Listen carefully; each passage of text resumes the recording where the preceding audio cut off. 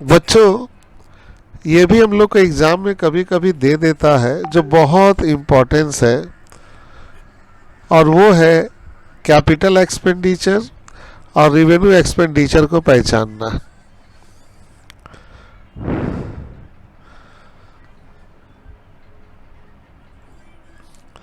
तो बच्चों, capital expenditure है क्या? एकदम सिंपल बच्चों, कैपिटल एक्सपेंडिचर आप हमेशा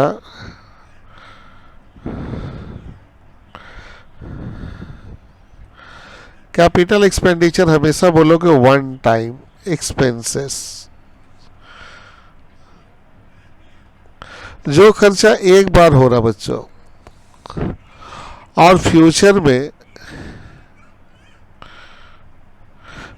में डिसकंटिन्यू है, यानी कि फ्यूचर में अब नहीं होगा, उसे हम कहेंगे कैपिटल एक्सपेंडिचर। और रिवेन्यू जो बच्चा ईयरली टू ईयरली हर साल होगा, time to time. Time to time का मतलब मंथली मंथली भी हो सकता है, वीकली वीकली भी हो सकता है, डेली भी हो सकता है, ईयरली ईयरली भी हो सकता है, जिसका नेचर है कॉन्टिन्यूअस, जो होगा ही होगा, इसको हम लोग कहेंगे रिवेन्यू। अब आते हैं परचेज मशीन। आप बताइए, अगर आप मशीन खरीद रहे हैं तो सच सच बताइए, क्या ये मशीन अगला साल भी आप खरीदोगे? तो आंसर होगा नो।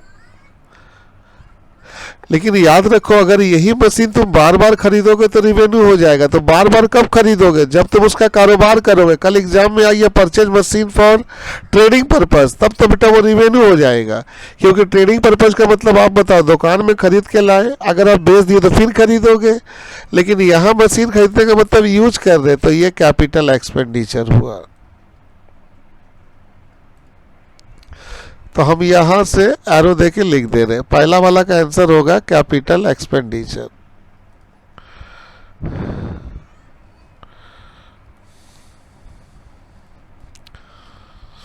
दूसरा है कैरिज, भाड़ा दे रहे आप।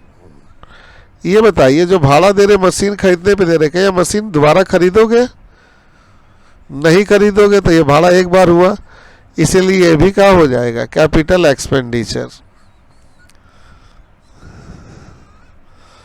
Wages paid for installation of machine, आप जो मशीन खरीदे, इंजीनियर आया, उस मशीन को बैठाया, इंस्टॉल किया, तो उसको जो वेजेस दोगे, बार बार दोगे कि एक बार दोगे? तो एक बार दोगे, ये भी क्या कहलाएगा? Capital expenditure. अब मशीन का तुम रिपेयर करवा रहे हो, अगर मशीन को रिपेयर करवा रहे हो तो रिपेयर तो बच्चों हर टाइम लगेगा, रिपेयर हर साल होगा। रिपेयर का मतलब मेंटेनेंस हर साल लगेगा बच्चों, तो इसको हम लोग बोलेंगे रिवेन्यू।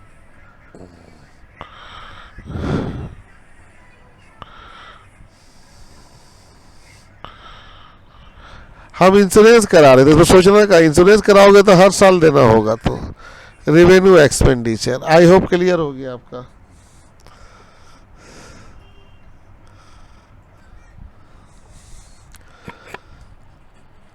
कैपिटल एक्सपेंडिचर और रिवेन्यू एक्सपेंडिचर यहां भी बोलना, पता लगाओ।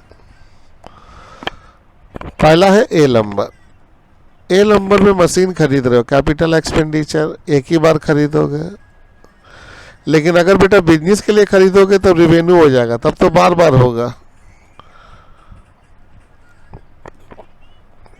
कस्टम ड्यूटी, इंपोर्ट मशीन, बाहर से मशीन लाए तो आपको इंपोर्ट ड्यूटी लगा, तो ये तो एक ही बार लगेगा क्योंकि आप बाहर से मशीन लाए हो।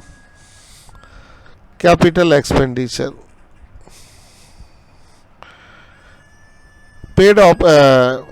पेड ऑफिस रेंट ये तो रिवेन्यू एक्सपेंडिचर है, हर महीना दोगे, हर साल दोगे।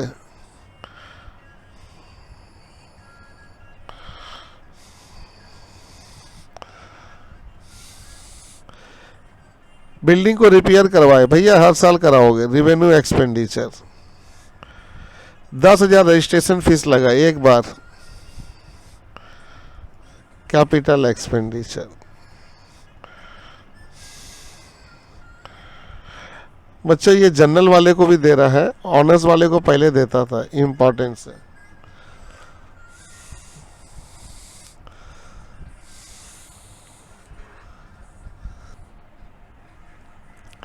बच्चों रेक्टिफिकेशन ऑफ एरर, ये एरर हम आपको बताना चाहते हैं आफ्टर फाइनल अकाउंट। ये एरर बनेगा after final account. Final account का मतलब है जहां पर नेट प्रॉफिट दे दे या बैलेंस शीट दे दे या ग्रॉस प्रॉफिट दे दे, ये सब फाइनल अकाउंट है। तब उसको हम लोग बोलेंगे एरर आफ्टर फाइनल अकाउंट। तो बच्चों ऐसा हमने सवाल शायद कम बताया था, तब सोचे एक बार बता दें। देखिए बच्चों यहाँ पे कह रहा है कि बुक कीपर जो है वो बेचारा ट्रायल बैलेंस बनाया तो उसका डेबिट साइड ज़्यादा है 7,250 से। Being retired to prepare the final account, final account बना के वो रिटायर हो गया और उसके बाद गलती का पता चला, उसको सस्पेंड में रखा गया। तो ये आफ्टर फाइनल अकाउंट है। और आफ्टर फाइनल अकाउंट में हम लोग कुछ काम करेंगे और हम दिखाते हैं कैसे। सेल है 4,000 का और हम परचेज में लिख दिए और कस्टमर में सही है, देखो कस्टमर में कोई गलती नहीं है। तो पहले हमको ये बताओगे, अगर हम परचेज में लिखेंगे तो देख इसको थोड़ा मिटा देते हैं बॉयस, जगह हो जाएगी। पहले हम लोग सेल किए हैं, सेल CR है, लेकिन हम लोग कर दिए परचेज। अब परचेज DR है।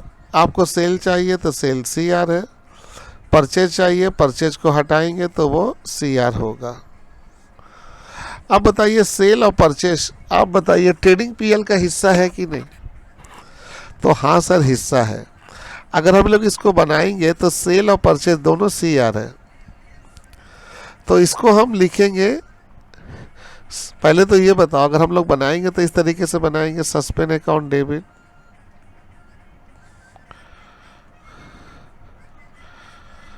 टू परचेज अकाउंट और टू सेल अकाउंट। लेकिन ये दोनों आइटम PL में आता है तो दोनों को जोड़ के PL लिख देंगे, सस्पेंड अकाउंट डेबिट। जो PL में आता है उसको हटा के देखो प्रॉफिट लॉस एडजस्टमेंट अकाउंट लिख दोगे। 8,000 8,000,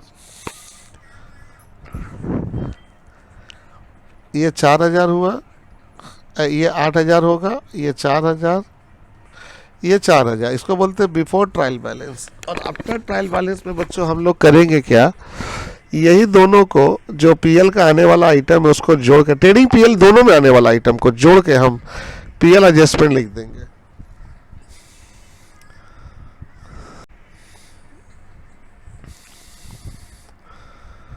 $2,500 का सामान प्रोपराइटर ने निकाल लिया और डेबिट कर दिया रिपेयर को। तो सिंपल बात है, अगर सामान निकालेगा तो ड्राइंग होगा, ड्राइंग DR है और लिख दिया रिपेयर, रिपेयर भी DR। आपको चाहिए ड्राइंग, ड्राइंग DR ही रहेगा और रिपेयर CR हो जाएगा। अब बताइए रिपेयर PL का आइटम है और ड्राइंग बैलेंस शीट का आइटम है, तो ड्राइंग जैसा था वैसे रहेगा। देखो ड्राइंग अकाउंट डेबिट है और रिपेयर की जगह हम लिख देंगे to profit and loss adjustment account. C number में बिल रिसीवेबल कृष्णा से मिला है और वो डिजॉनर हो गया, एंट्री पास नहीं हुआ। तो सिंपल, अगर हमको कृष्णा से मिला है तो हम कृष्णा को वापस करेंगे। तो Krishna account debit to bill receivable, Krishna account debit to bill receivable.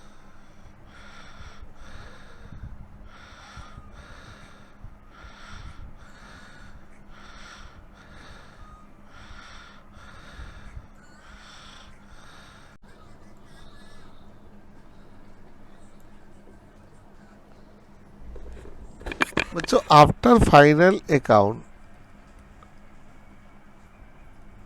Error are rectified.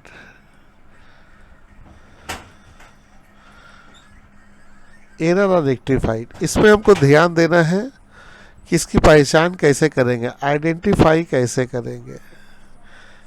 Balance sheet दे सकता है, ट्रेडिंग अकाउंट दे सकता है, पीएल अकाउंट दे सकता है। ट्रेडिंग के जगह ग्रॉस प्रॉफिट दे सकता है, पीएल दे सकता है नेट प्रॉफिट। तब ऐसे केस में बच्चों, ऐसे केस में हम यूज करेंगे PL adjustment account. PL adjustment account replace करेगा जो आने वाला ट्रेडिंग में परचेज आएगा तो पीएल एडजस्टमेंट अकाउंट लिखोगे, सेल आएगा तो परचेज एडजस्टमेंट अकाउंट लिखोगे, सेल रिटर्न हो, परचेज रिटर्न हो,